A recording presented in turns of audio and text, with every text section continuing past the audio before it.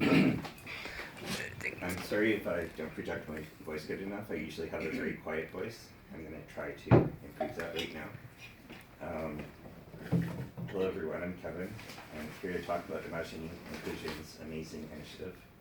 I've been involved with the project since January this year.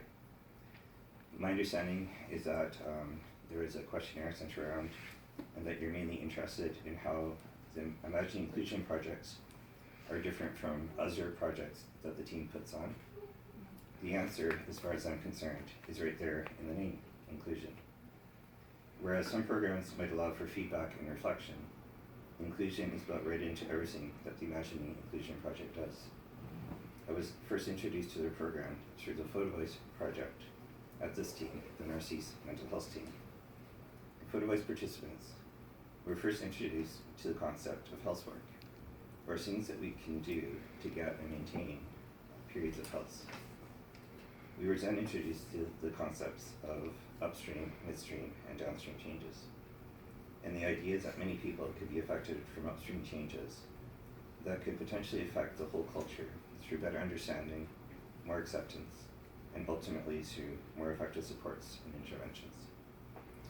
We were then supplied with cameras. It was a basic description of how to use a camera, of course, as well as a quick tutorial on what makes a good picture. We were also given a couple of concepts to focus on each week, and provided with a related form to fill out for each picture. Armed with our cameras and our concepts, we went out week after week to capture the best photos and related ideas that we could. Then we grouped together and described our photos, read our data sheets, were asked to clarify our ideas, and then participated in group discussions about the photos and what it brought up for the class as a whole. We never knew where the discussions would lead. We became a more cohesive group and cared about the members of our group and what we were all going through. Then, all too quickly, it was over. Some of us exchanged contact information, and we were about to go our separate ways. But wait, they weren't done with us yet. We had more opportunities to bond and grow.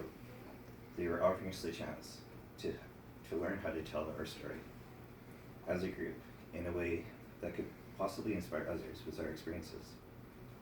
And we were also given the chance to help with analyzing the conversations we had and converting them into usable data. The former appealed to me first. I could see the immediate benefits from it. The latter later became a passion of mine. The former being telling your story was systematic and structured, and I'm shaking like crazy. It gave us ample opportunity to practice proper speaking techniques and to flesh out what we wanted to say and how we wanted to say it. They even provided us with an experienced peer speaker who had already shared his story with many other people, and now was sharing his wisdom and knowledge with the rest of us. It culminated in a joint class presentation at Open Door Group. Open Door Group had a concurrent telling your story as well, and we had a brief get-to-know encounter, and then proceeded to enter the computer room that was set up with video and audio recording devices, not at all intimidating, and many interested staff to hear our joint efforts. It was a wonderful experience. People shared their stories of pain, perseverance, resiliency, and bravery. I was very blessed to be part of an event with such remarkable individuals. They later recorded some of us individually to get our reflections on the whole experience. Many staff expressed gratitude and appreciation for what we had all shared. You can hear some of these stories today in the lobby between 1 and 3, and trust me, it will be time well spent. Now, data analysis. The words sound dry, at least to my ears they did. Data analysis, at least in this case, was anything but dry. We were tasked with taking the transcripts of all of the conversations we had and turning them into meaningful data. This was the meat and potatoes as a project. All of our conversations had wonderful jewels and nuggets. We had to code our conversations and understandings so that they could be comprehended and hopefully used to influence policy, makers to make decisions that could possibly end up helping somebody. Even though I had zero formal training and only some indirect research experience, I never felt my contributions were trivial or unimportant. On the contrary, I felt very respected and included in each step of the journey, right up to and until helping to pick out some of the pictures and quotes that are on display in the lobby. And that's where I've heard even more groups attend.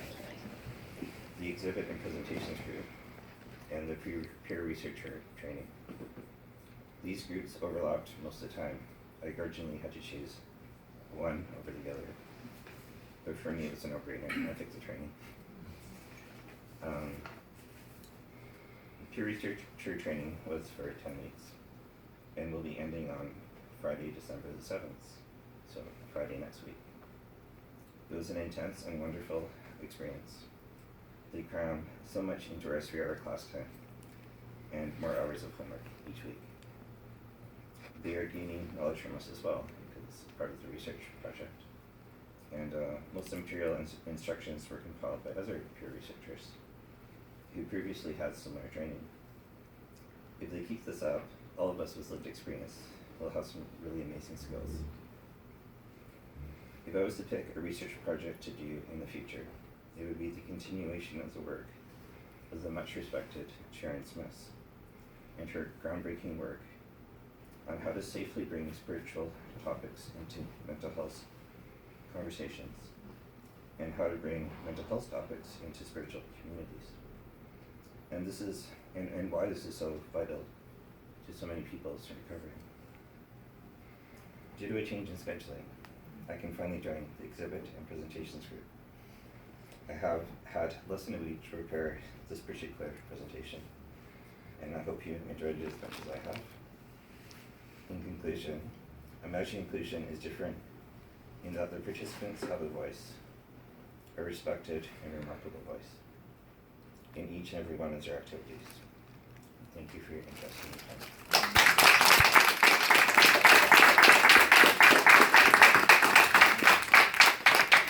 Next we have Vince. And here's your phone back, Kim. Sorry, you can't stop it. Vince is a participant.